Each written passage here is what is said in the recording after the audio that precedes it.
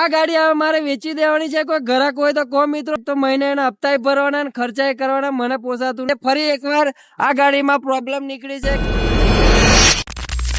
Hey guys, good morning. કેમ છો તમે બધા? મજામાં જશો? તો આજના વિડીયોમાં અમે જઈએ છીએ ડભોઈમાં, અને ડભોઈમાં મારી ગાડી લઈને જઉં છું ને ગાડીમાં થોડી ઘણી પ્રોબ્લેમ છે. એનું જે પેલું કુલિંગ પાણી આવે છે ને એ વાળા ઘડી નીકળી જાય છે ગાડીમાંથી. તો જઈએ ગેરેજ પર ને બતાવીએ કે શું પ્રોબ્લેમ છે અને કેટલો ખર્ચો આવે એવો છે. ને ગાડી મહિનામાં 2-3 ખર્ચા કરાવે છે ને બહુ તકલીફ આપે છે, પણ શું કરવાનું? એક તો મહિને એના હપ્તા ભરવાના ને આટલા બધા ખર્ચા આવે તો ખર્ચા કરવાના. જે આપણે 100 કે 500,000 જેવી કમાઈએ ને એવા ડાયરેક્ટ ગાડીના ખર્ચામાં જ લાગી જાય છે. તો જોઈએ હવે ગેરેજે જઈએ. આ ડભોઈ જ જાઉં છું મેં, જોઈ લો. હવે ગેરેજે જઈએ અને જોઈએ કે શું પ્રોબ્લેમ નીકળે છે અને કેટલો ખર્ચો બતાવે છે. બજેટની ઉપર જશે તો નહીં કરાય, બાકી જોઈશું. બજેટ અંદર થઈ જાય તો સારું છે. તો જોઈએ હવે કોઈ સારો કારીગર મળે ત્યાં જઈએ. ચાલો મળીએ ડભોઈમાં. તો આ નોબલ સ્કૂલની અંદર પહેલા મારો છોકરો ભણતો હતો અને હવે નથી ભણતો. હવે અમારી મંડાળા સ્કૂલ હાઈસ્કૂલ છે પ્રાઇવેટ, ત્યાં જ ભણે છે. કારણ કે અહીંયા ભણાયો અમે 2 વર્ષ જેવું ભણાયો. 1-2 વર્ષ હજુ અમે અહીંયા ભણાઈ લઈશું ને એનું જોઈશું થોડુંક એનું દિમાગ સારું થાય, થોડુંક સમજદાર થઈ જાય પછી એને સારી સ્કૂલમાં મૂકીશું. મિત્રો પહોંચી ગયા છે ડભોઈ ને હવે જઈએ છે ગેરેજ પર.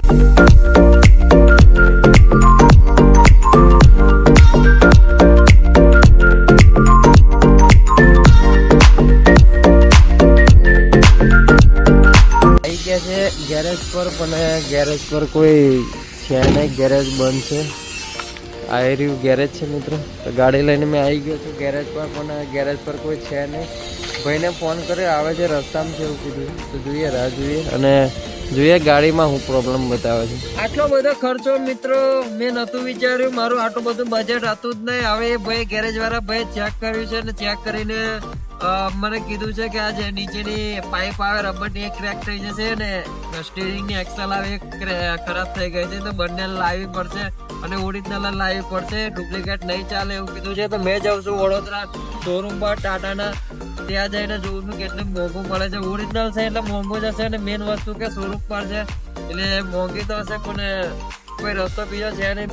તો હવે આપણી ગાડીમાં ખતમ થઈ ગયો તો ગેસ ને હવે ભરાઈ છે ગેસ, કારણ કે ગેસ ભરાવા બી જરૂરી છે. ગેસ નથી ગાડીમાં, ગેસ ભરાઈને ફટાફટ નીકળ. પહોંચી ગયા છે ટાટાના શોરૂમ પર.